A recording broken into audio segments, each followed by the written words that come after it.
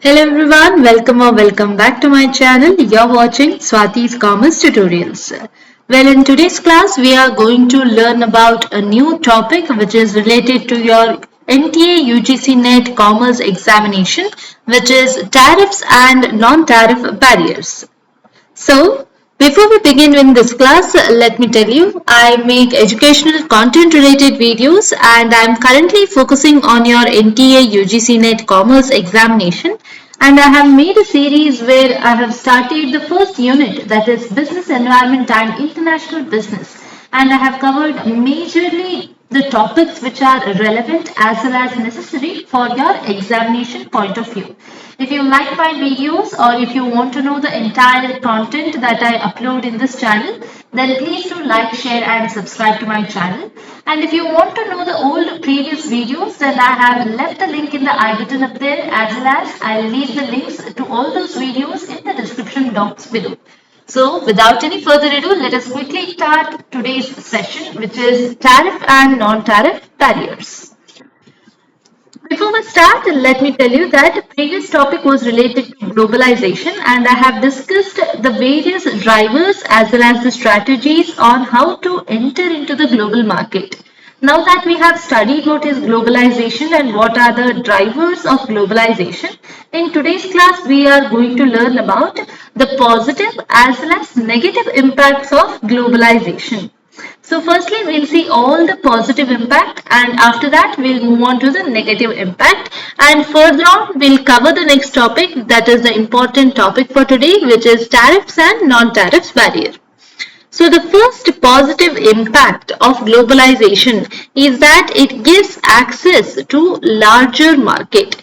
It gives access to a larger market. That means what was happening is, earlier we had only the national boundaries and we were supposed to make our trade or sales within the national boundaries itself.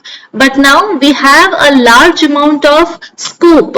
That is, we can sell the products not only in our country but also in other country, and we can expand our sales and boost our sales. That is why we have an access to the larger market, and this can only be possible with the help of globalization. The second positive impact of globalization is that it provides cheaper goods for customers. It provides cheaper goods for customers or the consumers, because there is a lot of companies which are moving to the areas, and we tend to find the cost of production is always lower, and that is why they offer cheaper products because they are not expensive than the others which are available in the local markets, and this has been possible because of globalization. The third important impact of globalization is that it has helped countries to do what they are best at doing. It has helped many of the countries to do the things which they are best at doing. That is, they buy the cheap goods from other countries, and instead of making their own goods, they buy the resources from other countries which is cheaply available, and they focus their efforts on making other things which they are good at. So that is why globalization can help the companies to acquire the markets and also acquire the resources which are cheaply available, and they can have a major focus on the things which they are very good at doing, and that is why they can export them to other countries as well and import those goods which are cheaply available, and this is because of globalization. The next impact which has positively made an impact is that the economies have been bettered, a lot more better than which they used to be. Because there are many multinational companies which are heading, they tend to find an area where they can find the resources in a cheaper market or cheaply available resources. So if they tend to find the resources which are cheaply available, they will establish their industries in those areas, and that area will be developed. And that is why if the area is developed, a lot of job opportunities will be created. If people are getting jobs, at that time they'll get better wages and their standard of living will be improved. So these were the positive impacts of globalization. The next impact which is positively made in the globalization to the entire world is that the world has gained peace as well as unity. because globalization has helped many of the governments to come together and tackle one particular common goal, and this has made a sense of unity as well as a sense of peace and avoid the attacks or the wars which are happening in the previous days. Next benefit of globalization is innovation. Innovation in the sense we have expanded trade and we have a lot amount of communications and ideas and technologies in the minds of a lot of individuals, and this exchange of ideas from one person to another person has spread more easily because of globalization. And the next important benefit of globalization is that it has given quality as well as variety. Now the consumers can choose among a wide variety of products which are readily available to them, and then they can choose whichever is best according to their taste and preference. So these are all the positive impacts of globalization, and now let us discuss what are the negative impacts of globalization. Although globalization has given a positive impact, somewhat it has also been a negatively impacted on the global economy. And what are those factors? How did it affect on a negative scale? Let us study one by one.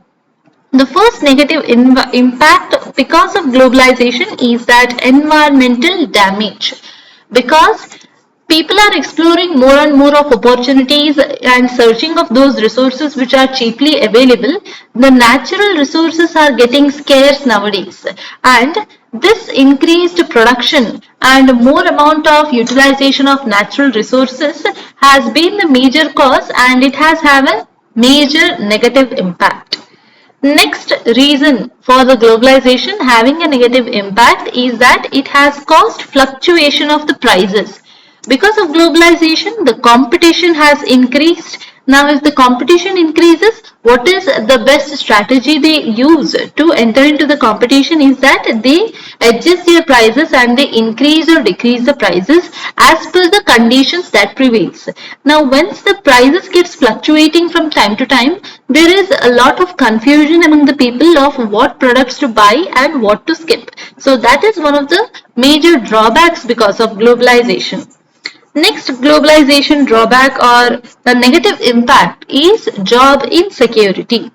Although the globalization created the jobs, it has created the jobs in developing countries which are providing cheap labor. But other than those countries which do not have cheap labor, that does not provide job opportunities in those countries, and there are fewer opportunities in the developed worlds. So these were the negative impacts of globalization. Before we move into the tariff and non-tariff barrier, let me quickly sum up the positive and negative impact.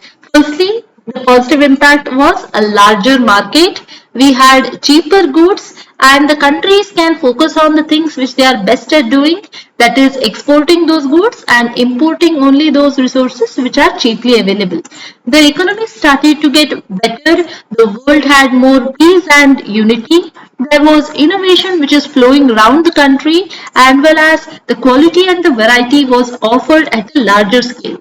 But although the positive impacts had a good picture in globalization, there were negative impacts as well, and these were environmental damages, fluctuation of the prices, and majorly job insecurity in the developed worlds. Now we will move on to the main topic for today, which is trade barriers. Basically, these trade barriers can be differentiated into two types. One is tariff barriers and the other is non-tariff barriers. Now, this is my own handwritten notes which I had used to clear my NTA UGC NET examination. If you want my handwritten notes, then please do comment in the comment section below so that I can share the PDFs with you as well. Or if you want my PDFs, PPT in the form of PDFs, you can comment down that as well so that you can understand things in a better manner. Okay, so now tariff barriers.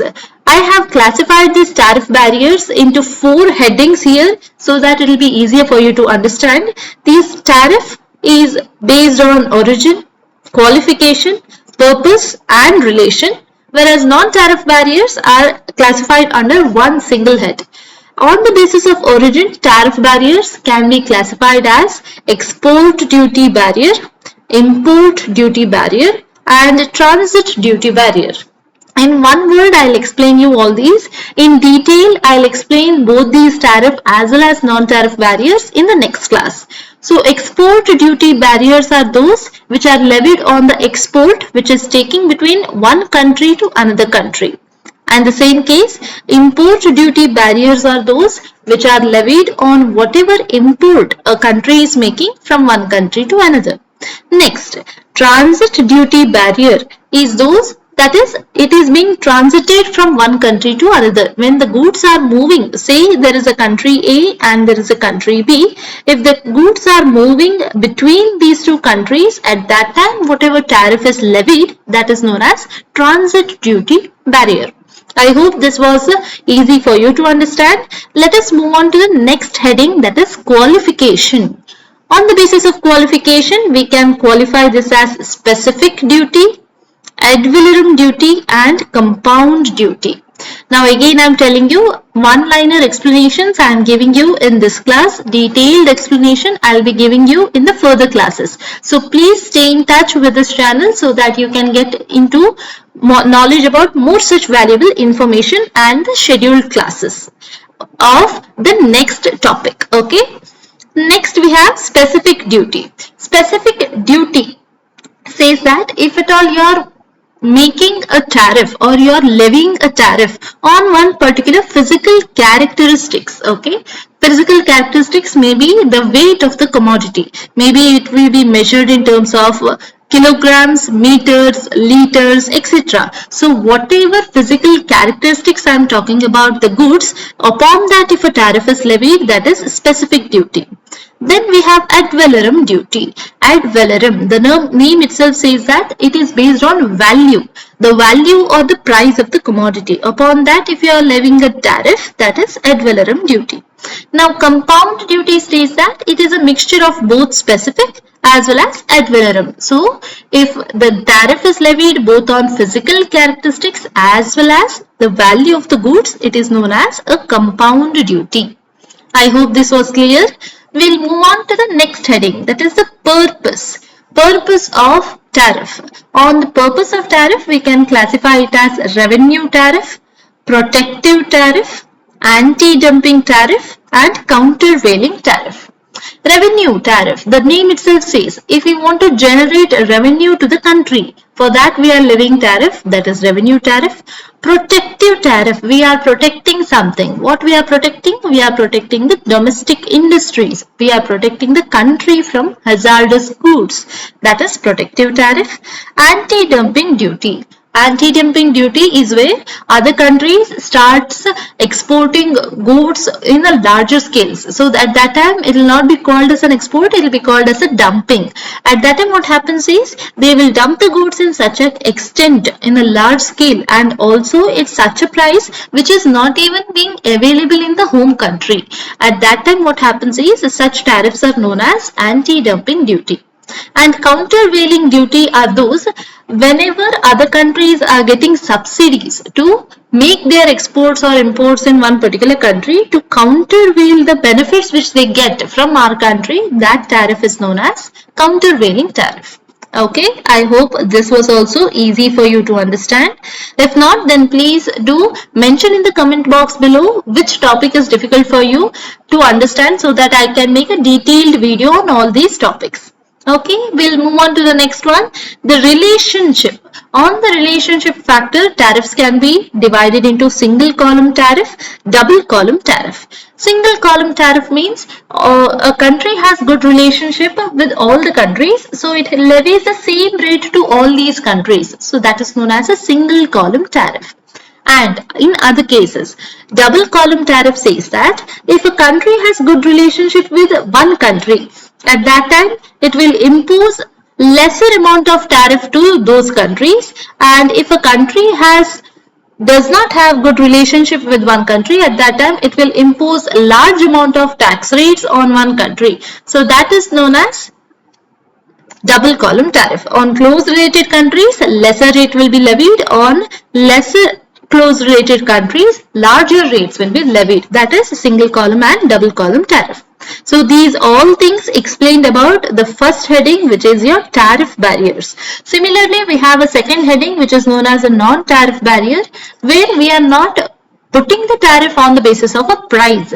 Here it can be impacted on the quantity. That is why it is known as a non-tariff barrier.